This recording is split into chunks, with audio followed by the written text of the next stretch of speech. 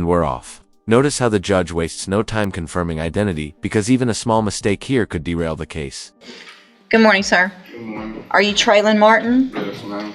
And Mr. Martin, in cause number 25 DCCR 0270, you're charged with the third-degree felony offense of obstruction or retaliation from January 29th of 2025.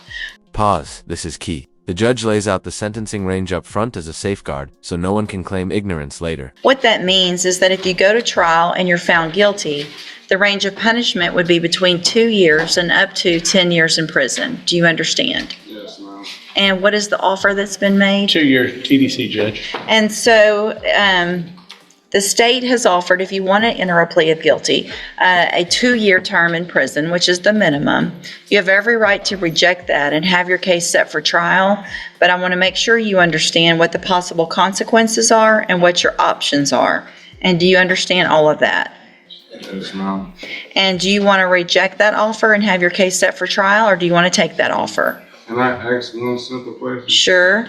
I'm just trying to ask, I watched the video, how the case started, and I was the one that was fed up with it, sorry. So that's what a jury's. Whoa, he's challenging the very logic of the charge. But the judge shuts it down quick. That's for the jury, not this hearing. For. If you don't think you're guilty of what they're said, that I mean, then I can't assert you if I'm already detained. I don't need to know that. That's what a jury's for. Yes. Either you accept the plea agreement because you're guilty, and if you watch the information with your attorney, then you've seen everything the state has, and they'll present, and we can let a jury decide.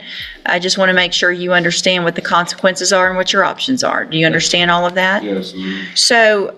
And, you know, just for the record, I've explained this to him. I've shown him several different videos. Some of them are more relevant than others, and he indicates some things that there may be other videos out there that I don't know about. They're not there as far as discovery. He's indicated he wanted to hire Marsha Norman, and I told him you can reject it. If you're not guilty, then don't plead guilty and reject it, and if you can still hire Marsha in the meantime.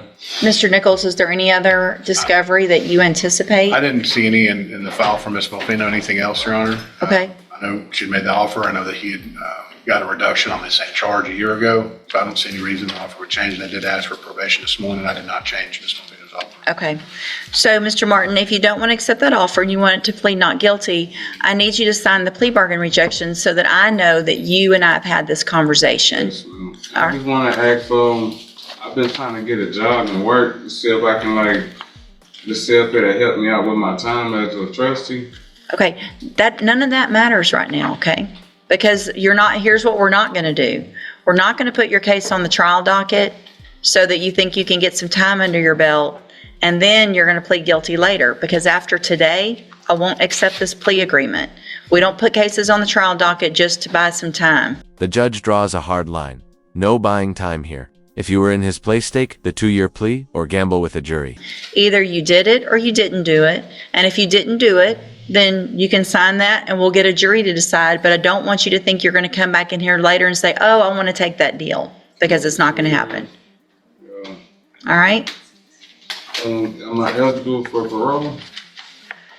I don't know when you're eligible for parole. I don't know how much time you have. I never had to do this. That's why I'm asking I know, and that's why Mr. Parker's, be able to bail. nobody knows when for sure you would become eligible for parole or if you would make your parole. We don't know that because that depends on other people, not us. I don't make that decision. Your attorney can't tell you that. He doesn't know. It just depends on.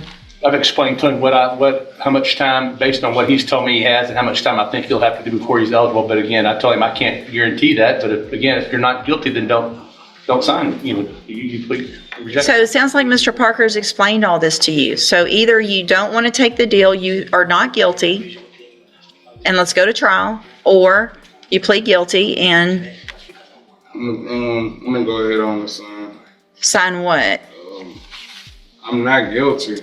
You can't say you're not guilty and then sign for time. It doesn't work that way. Because what happens, Officer? for obstruction, it's not assault on an officer. Obstruction It's obstruction or retaliation, which is different, and there are different elements of that offense than assault on a police officer. So Mr. Parker has gone over that with you. If you want him to explain it again, what specifically that is before, but you cannot come up here and say, I'm guilty of something, or I'm not guilty, but I want to take the deal. If you didn't do it, you go to trial. If you did it, I want to go to trial. okay, sign that for me, rejecting that plea offer then. Okay, where? Look, sir, pay attention, sign that. Okay, where the it? Right there, just pretend right there. Okay.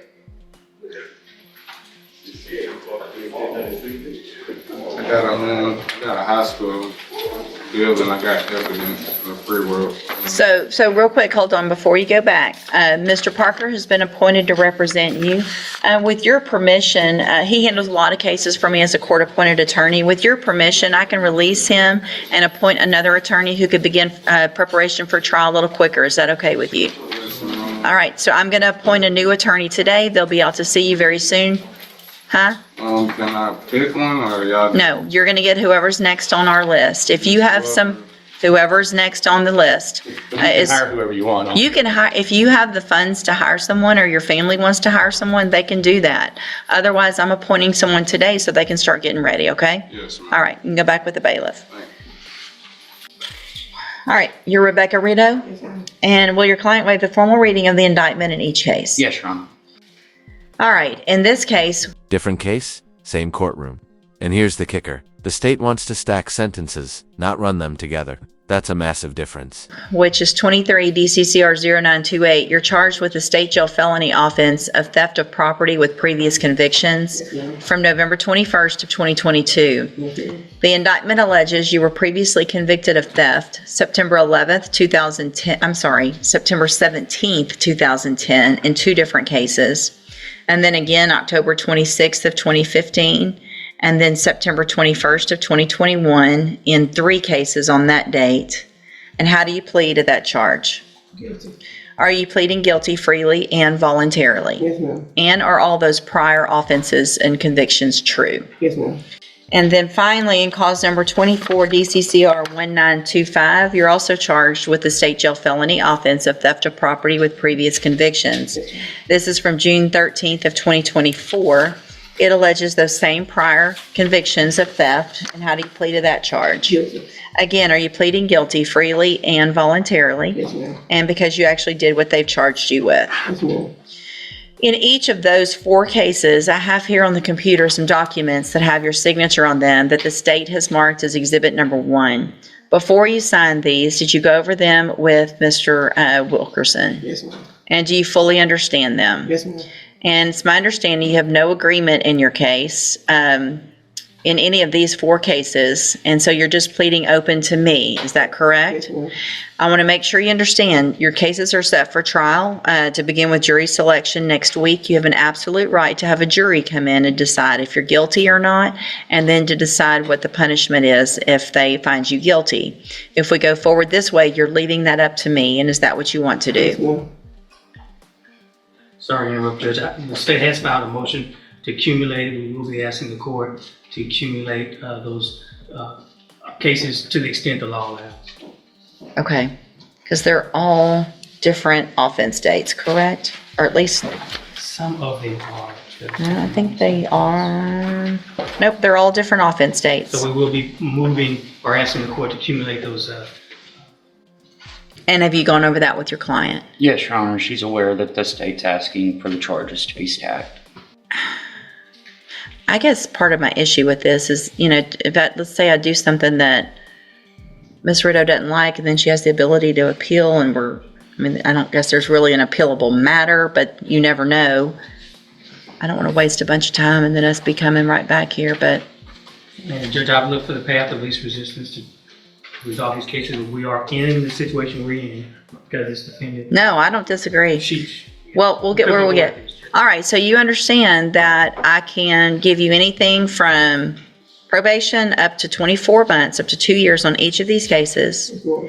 and I can stack those sentences on top of each other. Do you understand that as well? Yes, ma'am. And you want to go forward with these pleas and and get the sentencing on these done. Is that correct? Yes, ma'am. Okay. In addition, Your Honor, my client has asked, and I know the response to the court given the prior answer, but I am required to ask that the court, she's asking the court waive pre-sentence investigation on these and proceed with sentencing. She also would like to be released for her, I believe it's daughter's graduation. Yeah, it's Saturday for West Groups. State's opposed to that, Judge. No, that's not happening. No. All right. And I'm definitely not going to waive the pre-sentence report because I want to make sure that it's just the ones, if there's any other history, obviously there's a substantial amount of history, and so I want all of the information. So we will get a pre-sentence report done in all of the cases, and I'm not doing anything with the bond other than potentially raising it to make sure that we're where we need to be when we need to be. So, that being said, do you also understand, if you're not a U.S. citizen, that a plea of guilty or no contest may result in your deportation, exclusion from admission to the country, or denial of naturalization under federal law? State tenders number 1 in each of those cases. No objection. It's admitted in each of those cases. Is there any evidence that Ms. Rideau is not competent? No, Your Honor. All right, ma'am, I'm going to find that you entered your pleas of guilty and true in each of these cases freely and voluntarily. Find that you're mentally competent and you understand the nature and the consequences of your plea. In each case, I'm going to find sufficient evidence to find you guilty. However, I'm going to reset your cases for sentencing so that the probation department can do a pre-sentence report. A guilty plea isn't just about prison. For non-citizens, it can mean deportation. Imagine serving time, then being forced out of the country. That will give me more information about you, your cases, and then we will come back at a later date for sentencing. And then I will number the tampering case for trial next week. Obviously, it's fairly new compared to some of the other ones, but it looks like a lot of them are getting taken care of this morning, so you never know. You guys will know today after docket what the trial order is. One final thing, if I may, on the tampering, Judge. It's filed as a third degree, but I filed a repeat offender notice seeking to enhance it to a second degree, given the defendant's previous robbery conviction.